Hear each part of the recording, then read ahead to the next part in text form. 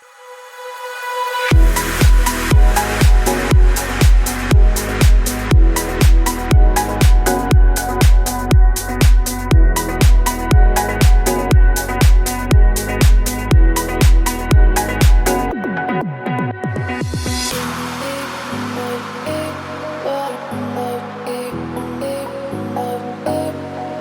are you? I can't complain. Another day, another Monday. Mm-hmm. Yes, another day, another Monday. Um, my name is Lun Nuam, and I will be interviewing you for the Humans of UMBC FG Edition podcast. Thank you so much for coming on here today, Mr. Amery Thompson. Thank you for having me. Mm-hmm. Is that the right way to address you? Perfect. Yeah. Would you like to introduce yourself today? Tell us a little bit about your background, your job position. Absolutely. So my name is Amery Thompson. I use he, him, his pronouns, and I currently serve as the Assistant Director for Transfer Student Success and Off-Campus Student Services here at UMBC. A little bit about myself is I am a first generation American. My mother is Trinidadian, my father is Trinidadian, and they immigrated over here in 1989. Crazy to say so many years ago.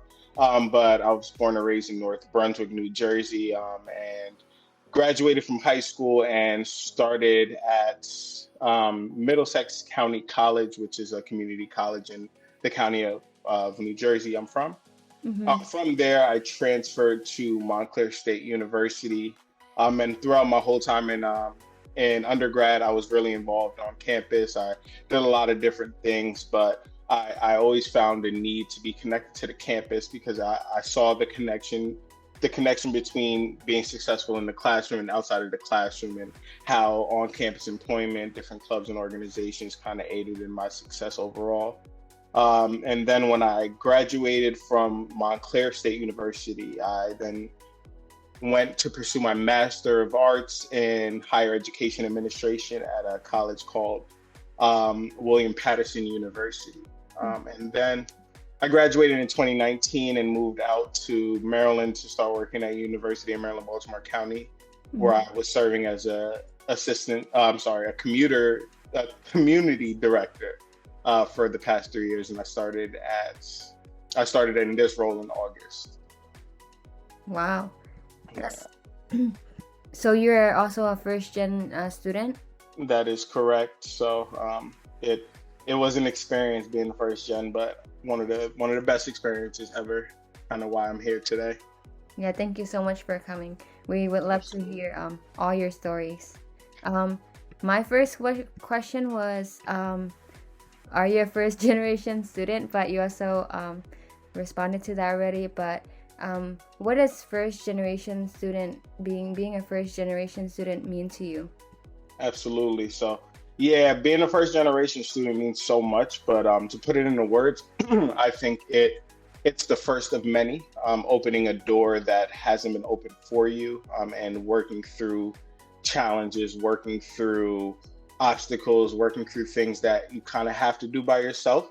Mm-hmm. So being a first generation student was challenging, because thinking about a FAFSA in high school, trying to complete a FAFSA with my mom, and my mom's like, "What the heck is all of this? Like, why do you need this information? Why do you need that information?" And not knowing the answer to those questions, but having to figure it out.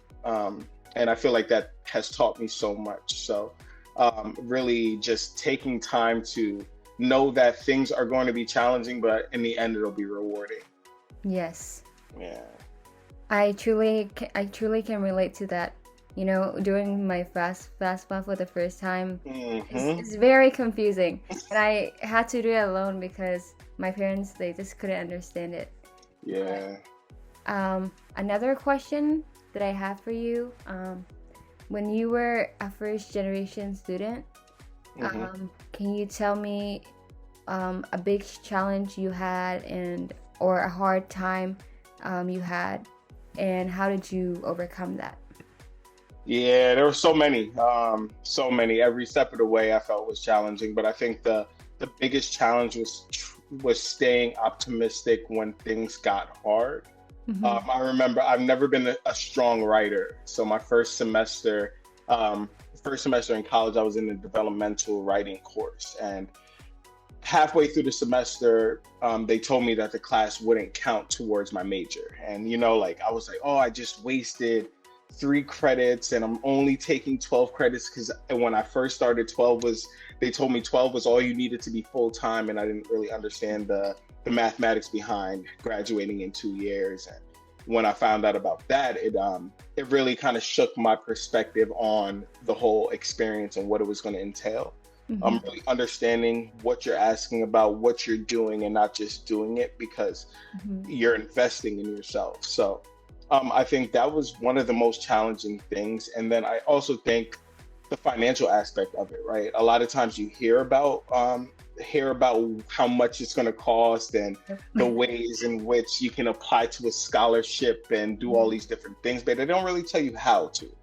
They just tell you that they're out there, but they never tell you, okay, well, you have to fill it out a month in advance, or you have to understand which one you're applying to, and you need people to review your application and all of these different things. And I think that trying to find the people to support me throughout that was kind of tough because, like pride kicks in, and it's like, well, I have to ask people that don't even know me for help. I'm going to look weak. I'm going to look like I don't know what I'm doing. But I think that is a superpower, understanding that you don't know what's going on, and asking for help is one of the ways that you're going to make sure that you're successful. Yes, I totally agree with you. It's getting the help and support is super important because Absolutely. And kind of connecting with other people as well, especially on campus, and like you said, getting the help you need, right? And that really lingered, another question, and and that question would be as a first gen student, I know you had many difficulties and hardships, and so I was wondering how you got through everything without much support, or like with any support that you might be getting, right? And I was wondering what you did. Definitely. At first, I really didn't know what to expect, right? So I didn't know what kind of support I needed. So that first semester in college, I did really bad. I had a 1.9 GPA, and I was on the verge of getting kicked out. And it was like a very eye-opening experience because I never really was academic focused. Like I always understood that there were things that needed to be done to get to the next step, but I never really understood what college was and how that played a role in it. So my first semester really was the like eye-opening experience where I was like, okay, I do need help. So one thing that I knew I loved was money. I love making a little paycheck for myself because it gives me that independence. It gives me that opportunity to kind of do things without having to ask people.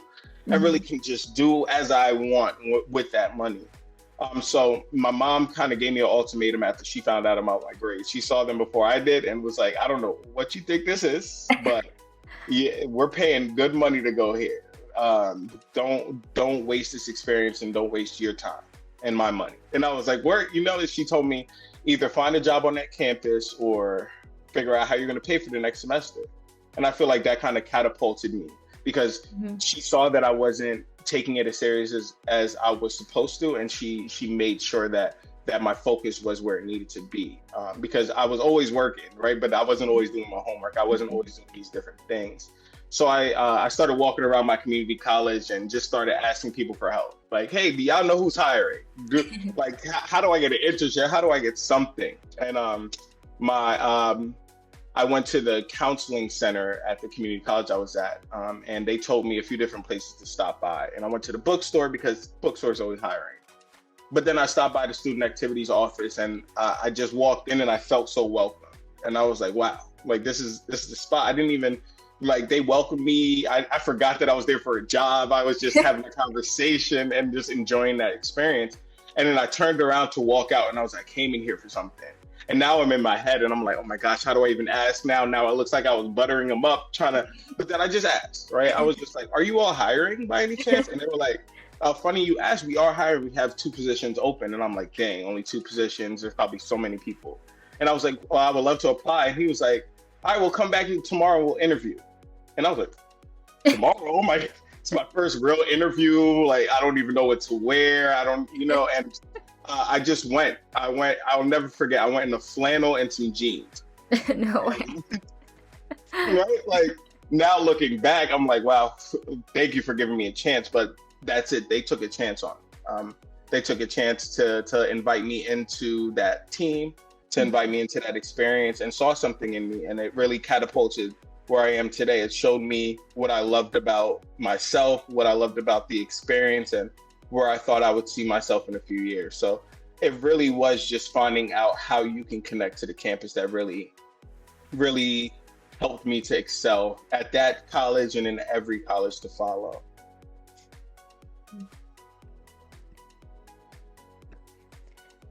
Yeah, so I know you said that you worked during college.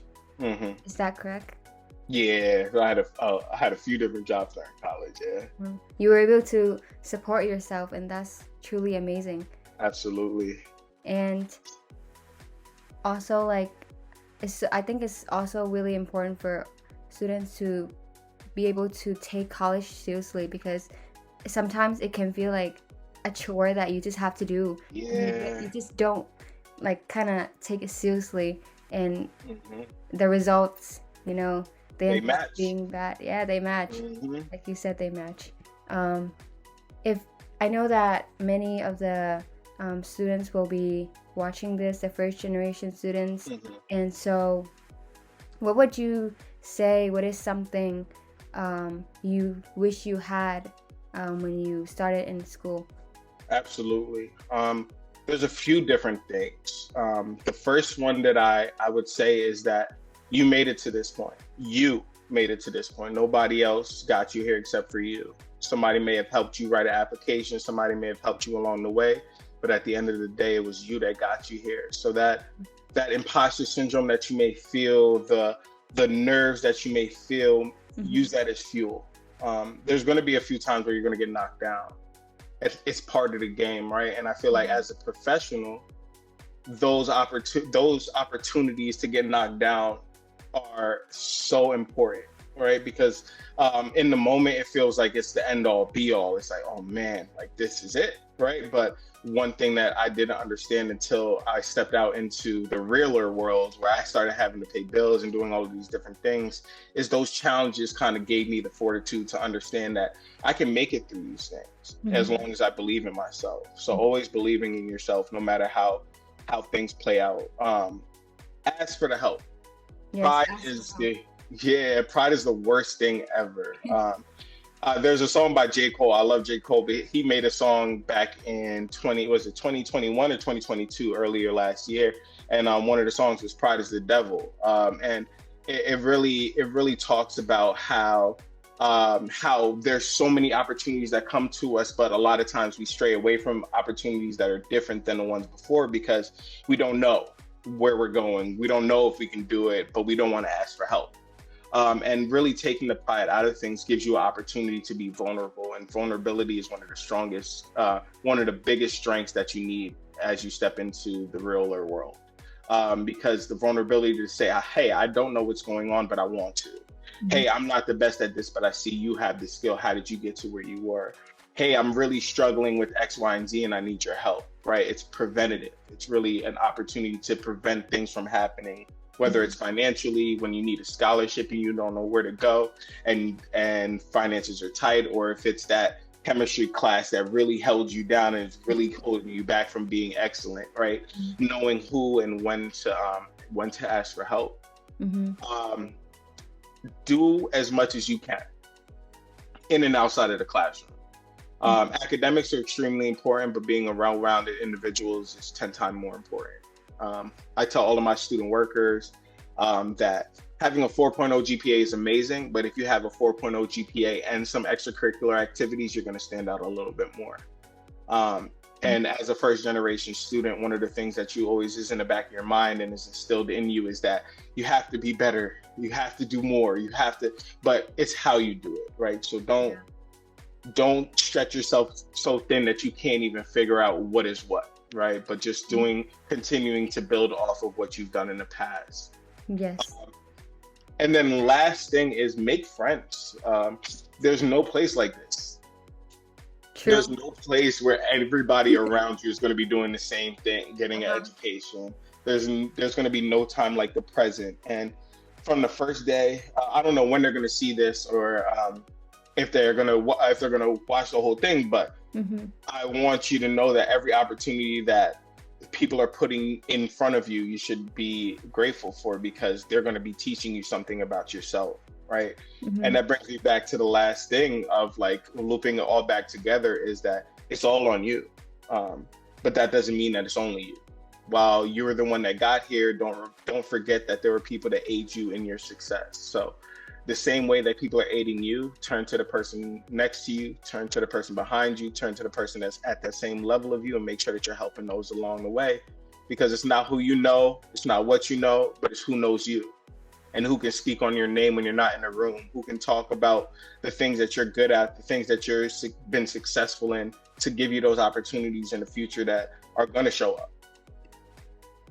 Yeah. These are really important lessons, Mr. Thompson. I totally agree with you. Believe in yourself, seek help when you need it. Pride is the enemy. Hmm. Just be vulnerable, right? Yeah.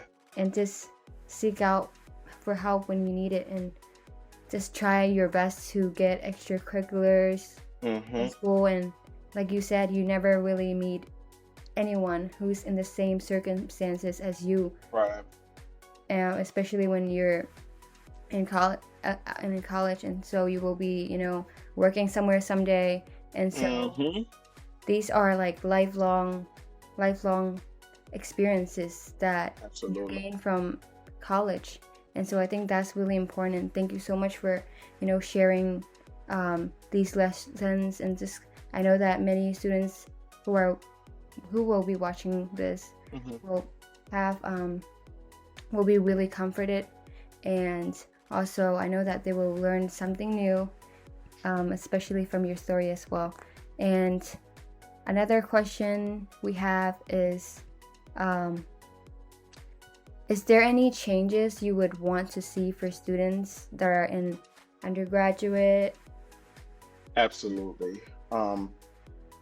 Stepping into this role, I've seen the pandemic has made a larger impact than we can see on that every day. And I think that one of the biggest changes is being able to think about the foundational aspects of life, right? Thinking about how to have a conversation, how to address concerns, how to be nervous but also progress. And I feel like some of the biggest changes that I've been thinking about is how can we incorporate that into the way we progress the semester. Mhm. So in my role, I work with student workers, and transfer students are sometimes a lot of transfer students are first time students that started at a community college and now they're transitioning into this new experience or this new endeavor. So really just knowing that while this isn't something that is brand new to them because they had an experience, this is a brand new experience. So just really being conscious of how we're speaking and how thorough and the words that we're using, because sometimes we can get so UMBC specific that Yeah. we forget about the people that don't know UMBC yet. Yes, very true. So so really just thinking about how we can make things more basic level and then grow from there. But other than that, I think the biggest changes that I hope to see are more opportunities for scholarships for first generation students, more communities for them to feel incorporated into and invested into, and Mm-hmm. just finding an overall community for their success here. Mm-hmm. I totally agree with you. I, UMBC definitely needs more, first gen scholarships and more support. Um, Right. es- I don't think it's never really enough. Never, And it never will be. yeah, and yeah, we're always in need for more. Um, I know you said that you work as assistant director for transfer student service. Like Can you success, tell us? yeah. Can you tell us like how you got there? Definitely. And it's a funny story. So my thesis when I was in grad school was on the transfer experience because I myself am a transfer student. I Mhm. love the experience and I love all that it taught me. And when I was writing the paper, I was thinking of writing a paper on mentorship in higher education, but then Mhm. I went back and I was like, what is something that you can't find research about? Like, what's something that if I went to search up, I couldn't find anything of it. And it was the transfers. It was the transfer experience, the role engagement, sense of community, and persistence play in academic success of a transfer student. So Mhm. I took that and I was able to interview 10 students and learn about their experience. And their experiences were so similar, but Mhm. they were all so different as people. Mhm. And I wrote that, and that was like I said earlier in the podcast, I said that I wasn't a good writer. And now I'm faced Yeah. with writing a 65-page paper, and I'm like, this is overwhelming, right? But my passion kind of helped because while I wasn't the best writer, my Mhm. passion was able to help me write that paper. I graduated, I started working at UMBC. And one of the first things that I learned about during my interview was this thing called TEAM. It's Transfer Engagement and Achievement Mentorship Program. It's a program for Black male transfer students that are at UMBC right now to support them through their time at UMBC. And myself being a Black male transfer student, I just fell in love with the idea. So I was able to work with OCSS over my time as a community director with TEAM. And fast forward throughout the pandemic and all of this stuff, we came back to our fuller year where everyone was on campus and an opportunity arose to apply for this position. And there was two different positions that I applied for. I didn't get the first one, and Uh, it was so sad, right? I think about when I didn't get accepted to a college when I was applying to mhm. colleges. It was similar to that experience. And this brings me back to why being a first generation student has taught me so much because failure is a part of being a first gen student. Mhm. And it's really like, how do I pick myself back up and persist and be resilient and show up still, even though I didn't get what I wanted? Mhm. Air quotes. And I was so sad that I didn't get that position, but this position was still there. I got the offer for the interview, and I had to do a presentation on the transfer experience. Oh, And really? like I knew the job was about transfer student success because that's in the title, right? But I didn't know what the presentation was going to be on, and Mhm. it was literally on my thesis. So as I'm writing this presentation, I'm literally taking my thesis work and putting it into that. And when I got into the interview and they asked me a question about why I was so passionate about this, Mhm. I literally laughed, right? Because I'm like, because this is me. Yeah. And I feel like a lot of times in life, um, life will present us with an opportunity that we don't know we need or we don't know will be perfect for us. And Mhm. this is the perfect example because I was so distraught by not getting that other job that I Yeah. forgot about all of the work that I did that's going to lead me to be so successful in this position and to support students that are going through an experience that I went through. Mhm. And I applied, I got the offer, and fast forward 6 months, I had so many like 5 months, I had so many great ideas that I was actually able to implement. One of the ideas that I had and I spoke about at my interview was having a storytelling series because I feel like sharing your story is something that people need to do. Bringing it back to those basic level skills of how to have a conversation, how to talk to people, how to talk about Yes, yourself, all of those I totally things. agree. Those were the things that I've been thinking about going Mhm. into this. So now I'm blessed to be working with the Shriver Center to be putting on a workshop with them for transfer students specifically to share their story. So we have 9 transfer students sharing their story, and this is the start of something great, you know? So Mhm. really is a Wow. dope experience.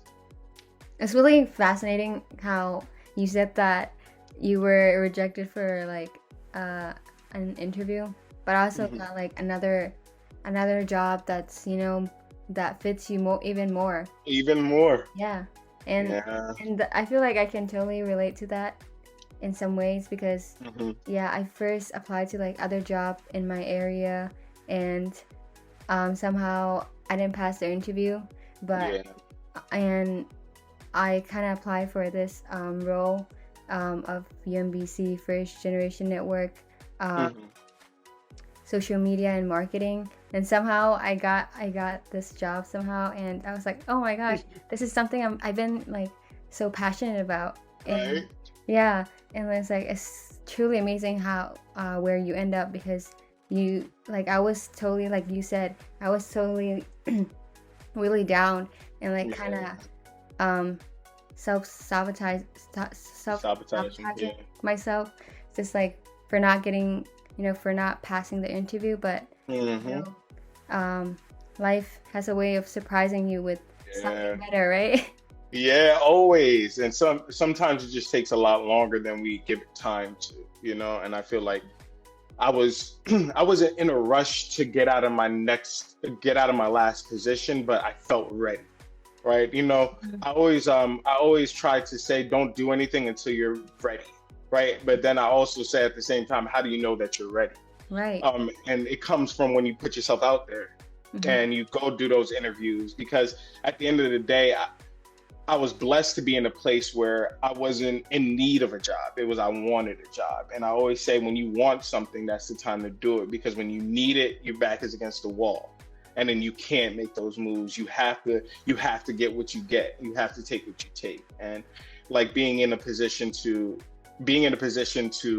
want something and be able to go get it is something that was new, right? Because when I was when I was applying to different schools as a undergrad and I didn't have the best GPA, I had to take what I had to take. But just taking it gave me the opportunities that I had no idea were going to take, right? So thinking back to when I was in high school, I was going to be a mechanic because I had a horrible GPA in college and nobody really told me that there were different routes and they only told me about the 4 year. So when I found out about the 2 year and I found out about the opportunities, it kind of opened a new door. And that's why I love higher education so much, and that's why I love helping students and being in spaces to have these types of conversations because I've made so many mistakes along the way, and I'm grateful for them.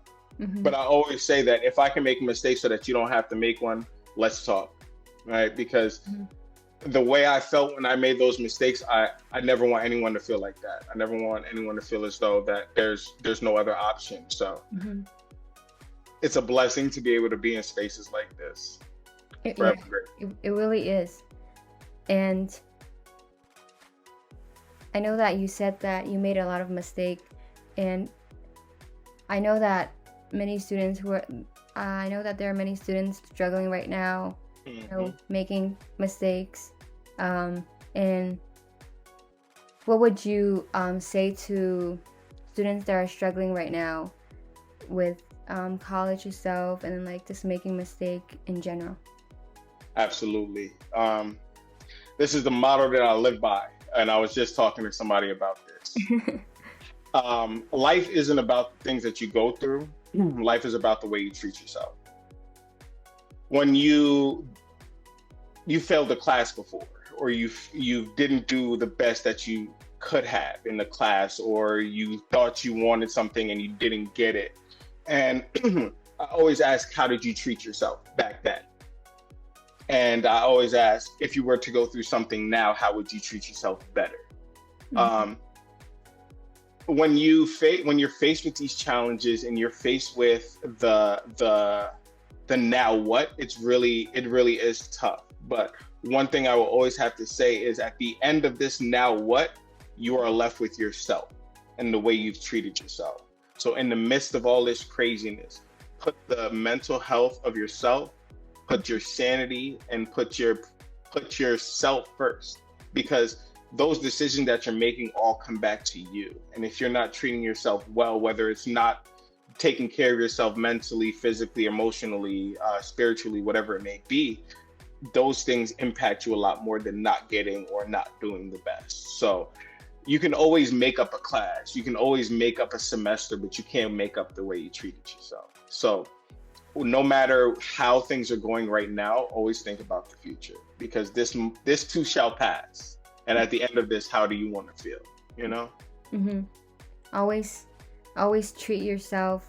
Always, always prioritize your mental health, right? Mm-hmm, mm-hmm. And that's so important, because I know that students are like, I know a lot of students um, in my classes that are like saying that they're putting their work first before their mental health, and I'm always like, don't do that, you know. You're gonna regret it someday. It's gonna impact the way you're gonna succeed also. Absolutely. And I think it's really about, you know, finding what's right for you and finding like the right methods on Right. how to like time management and Exactly. staying disciplined, and how to use your time wisely, and Mm-hmm. how to get the help you need. And I think those are some of the important lessons that I feel like everyone should really know, and Exactly. also find what's right for them. Right, right. And I also think that it's also important to own the mistake, right? Mm-hmm. Um, what is a person without a mistake? Right. Show me the richest person in the world, and I'll show you how many mistakes they made, right? And I think that the difference between a successful person and an unsuccessful person is the unsuccessful person let those failures shape where they're going. Mm-hmm. And it's Bill Gates started in a garage or something like that, and turned it into a multi-billion-dollar company. And while you may not be trying to be a billionaire, you may be trying. Your goal is to be the best at whatever you do, and Mm-hmm. the only way to do that is to really own the mistakes, learn from them, and let them help you grow, instead of using those as opportunity to doubt and dwell on the past. Yeah, I totally agree with you on that. And I have a question, and Absolutely. that would be, um, what do you like to do in your free time? Oh, What is your interest? Like, what absolutely. books do you like? What Hmm. films do you like? Can you tell us Definitely. about that?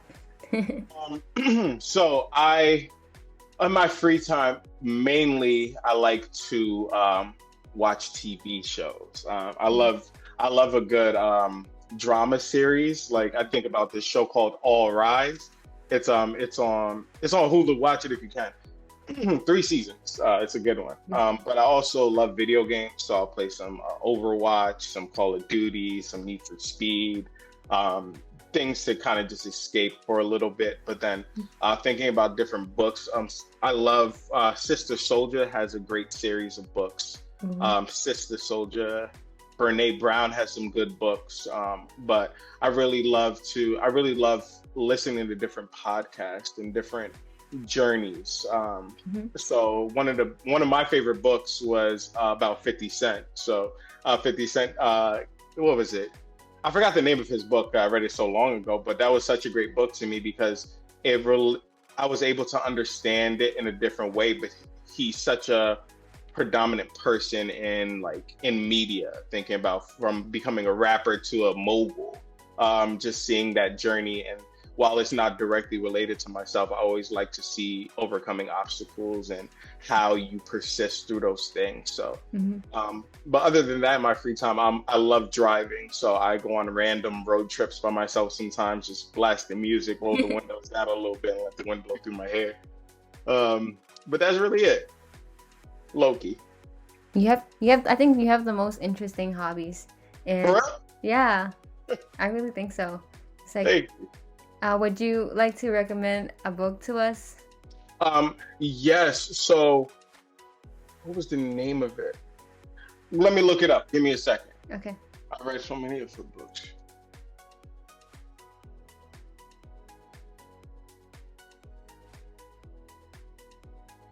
Oh, take your time. Take your time. The name of the book is Daring Greatly. Um, it is a book by Brene Brown, Mhm. and it really highlights taking big risks and using your vulnerability in that risk taking. Um, It's taking. I think that is the little synopsis after is how the courage to be vulnerable transforms the way we live, love, parent, and lead. So daring greatly. That would be my number one recommendation. You said it's by Bernie Brown? Brene Brown. So B Brene Brown. R E Oh, N Brown. oh, Brene Brown. Hmm. Okay. Yeah, she's You pretty said dope. it's about risk taking. So, what do you have a time when you read the book? So I read this book when I was transitioning from grad school to my professional career, Oh. and it really talked to me about the vulnerability of stepping into a new space, and Mhm. knowing that it's not always going to be met with the best outcome, knowing that no one is going to always be 100% on board with everything, but how do you step into those things to do a better job as a leader, or a better job as a loved one, or a better job in the way that you treat yourself, right? And it really gave me an opportunity to kind of step back and see throughout this past 2 years of papers and readings and articles and all of these things, how can I do better now that my priorities are shifting and the person I am is now becoming the person I will be? How am I going to step into that a little differently, especially in a space where you don't know anybody? Right. It's scary when you don't know anybody and you're just kind of stepping into a new job or Yeah, new opportunity. And yeah. how did you transition into that um, undergraduate to like your job and right, definitely. By chance, honestly. I was not going to go to grad school up until hmm November before I graduated. So I graduated in the fall of 2016. And I was going to go to grad school because I didn't know what to do after college. I was a marketing major, and I had got offered a position working at Simon Corporate for their mall. And I was going to be moved out to Kansas to work at a mall out there. And I was nervous, right? I'm like, oh my gosh, I'm 23 and I'm moving to Kansas. Is this really what I want? And then my boss came to me and was like, you interested in working in higher education, right? And I'm like, I really am. I really love this stuff. And he was like, okay, apply to this job. And I applied to the job before I even applied to grad school, and it was a grad assistantship. And I didn't get into grad school that I applied for. I thought I was a shoe-in. I put all my eggs in that basket, and I didn't get it into it. And that brought me back to a moment where I was like, wow, I thought I had everything figured out, right? And now it's time to do it again. And that is where vulnerability really started for me, is because I now had to go talk to my supervisor that I had of 5 days and tell her that while I thought I was going to get into this grad school, I didn't. And I know that this job relies on being in grad school. Can you help? And that was one of the hardest conversations that I ever had to have. And that was the most vulnerable I've ever been, because hmm I knew I wanted this, right? And I feel like that moment kind of prepared me for stepping away from what I've known for the past few years and moving down to Maryland. While it's only 2.5 hours away, you can't take a 2.5 hour drive every day and pay tolls every day, right, to go visit your people. So stepping out of my comfort zone really, really opened me up to meeting new people, being in different spaces, and just making so many great friends, and building a network of people that I can create a community with. So it was tough, but it definitely showed me that I can do a lot more than I let on to. hmm you really proved to yourself that you can succeed. And Absolutely. honestly, in order to succeed in something like you said, um, it takes vulnerability, right? Mhm. And you just really have to step out of your comfort zone. And honestly, your story is really amazing. Thank you. How, I how appreciate that. you, yeah. it's truly incredible. Um, Yeah, it's been a journey, and what it there's a lot of things that you don't realize you're experiencing until you're done experiencing it. And I definitely say that that's why it's important to have a great community around you, because even when you're going through those things and you're feeling a little down and out, right? mhm, You're able to know that there are people around you to pick you up when you're feeling a little down. mhm. Okay, thank you so much for coming today. I really, Absolutely. I love hearing your stories. It's totally, like I was like every time I interview people, I'm always like, wow, like you know, they went through the same thing kind of I did, Mhm. and that is so kind of comforting to me because every Absolutely. time I feel like a lot of students right now, and especially me too, we're always like, am I the only one who's going through this? Like, am I Right. the only one experiencing this path? And Mhm. hearing like your story and other people's really kind of brought us back and help us know that you aren't the only one in this You journey. aren't. People went through this and they succeeded, Hmm. and you And can it is learn something possible. from that. Yeah. Yeah, definitely. And that, like, hearing that is kind of like puts a battery in my back to keep on pushing, because like stepping into higher education as a professional is so much different than being a student, because there's so many things and criterias and reports and like plans that need to be put into place. But it's moments like this that remind me of, like, no matter all of those other things, the focus is really to be here to support the students and let them know exactly that they're not alone. You know. Yeah, thank you. Thank you for being such a role model um, Thank you. to the first gen students, and especially me too. And I really, we're so honored to have you in the Humans of UMBC FG Edition podcast. And thank you for coming. Thank you for giving us your time. And Absolutely. I hope that you have a great day. You as well. Thank you.